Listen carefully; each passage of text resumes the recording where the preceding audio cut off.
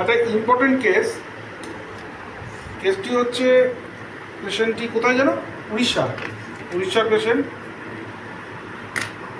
এসছিল হচ্ছে growth on frontal region of head since 1 ইয়ার, আর হচ্ছে পেটে সবসময় ব্যথা, বলছে মুখ দেখাবো না, মুখ নাম দেখাই না, আর এইসব জায়গায় সবসময় চাপ বোধ হয়।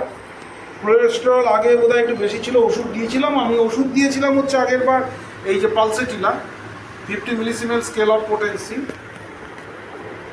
এই যে পালসেটিলাটা দিলাম, দিয়ে কোলেস্টেরল লেভেলটা তো নর্মাল আছে, 180 দেখাই যাচ্ছে কোলেস্টেরল, লিপিড প্রোফাইল, কোলেস্টেরল শুধু এলডিএলটা একটু বেশি, তাও নিয়ার টু অপটিমাম বলছে, ডিএলডিএল সবই ঠিক আছে, আর ট্রাইগ্লিসারাইডটা একটু বেশি 157, এটাও কোনো ব্যাপার না।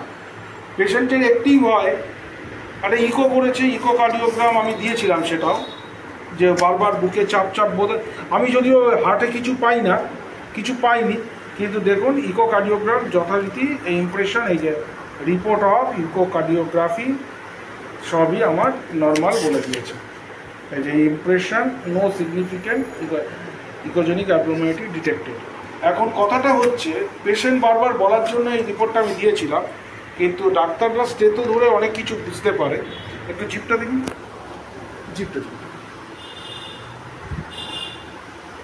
জিপটা হচ্ছে ক্লিন, একটু ইনডেন্ট রয়েছে। আমি পালসেটিলা দিয়েছিলাম কেন, কনসোলেশন, এখানে আমি প্রত্যেককেই লিখে দিই, কনসোলেশন হচ্ছে অ্যামুলারেট,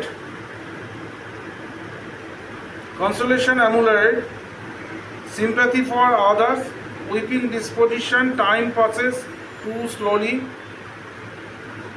company desire, irritable, এইগুলো সব কিছু নিয়ে আর কি পালসেটিলা প্রেসক্রিপশন করেছিলাম। তবে মেন কারণটা ছিল হচ্ছে অস্টিওমা গ্রোথ, কিন্তু পেশেন্ট বলছে অস্টিওমাটা আমার ঠিক ভালো করে আমি সাড়া পাইনি বা ঠিক করে কমছে না। সেকেন্ড টাইম এসছে, আমি পেশেন্টটাকে এবার প্রেসক্রাইব করেছি, পালসেটিলা সাইকোটিক অরিজিন ছিল, ওর হিস্ট্রিতে আগেও ছিল হচ্ছে ব্রেন টিউমার আর অস্টিওআর্থাইটিস, থাইরয়েড, এসব ফ্যামিলি হিস্ট্রিতে ছিল। পালসেটিলাও একটি সাইকোটিক ড্রাগ আমি দিয়েছিলাম, কিন্তু এইবার আমি এটাকে ঘুরিয়ে দিয়ে তার পেটের প্রবলেম, পেটে সবসময় যেন এই জায়গায় একদম ভরে রয়েছে, এইসব একটা টাইট পেট রয়েছে, তবে রাইট সাইডে রাইট হাইপোকন্ড্রিয়াম এই জায়গায় আমি শুয়ে এক্সাম করলাম পার অ্যাবডোমেন, এখানে একটু পেনফুল, আর টোটাল এই মাসেলটাকে বলা হয় রেক্টাস অ্যাবডোমিনিস, এখানেও একটা পেনফুল সেন্সের, কারণ সবসময় বাইরের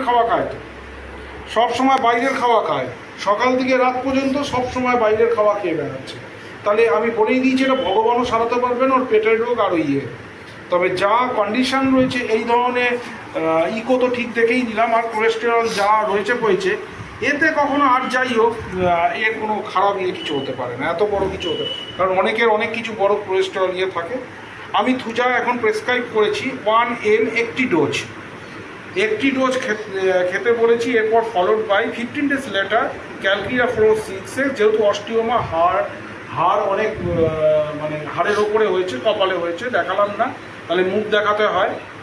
ক্যালকিরাফ্লোর 6 25 মিলিগ্রাম 4টে করে ট্যাবলেট, বিডিএসসি কথার মানে হচ্ছে দুপুরবেলা খাওয়ার আগে এবং রাত্রিবেলা খাওয়ার আগে অন্তত আধ ঘন্টা আগে, সঙ্গে পেশেন্টকেও বলে দিচ্ছি আধ ঘন্টা আগে খেতে হবে, 45 দিন খাবে, অর্থাৎ থুজা একটি ডোজ খাওয়ার 15 দিন পর থেকে এই ওষুধটা দিনে 2 বার করে খেতে হবে।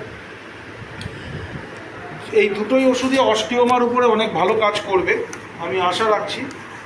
এখন দেখা যাক, কারণ এইখানে যে প্রেসক্রিপশান, এটা সেকেন্ড আগেরটা 24/1 করেছিলাম, 2 মাস পরে আমি ভিজিটিং ডেট দিয়েছিলাম, এসেছে হচ্ছে 24/3, এই 24-এ আবার আসলো, অর্থাৎ 3 মাস 2 দিন পরে আসলো। আশা করছি এতে এর উপকার হবে, অবশ্যই হবে। থ্যাংক ইউ ভেরি মাচ ভিডিওটা।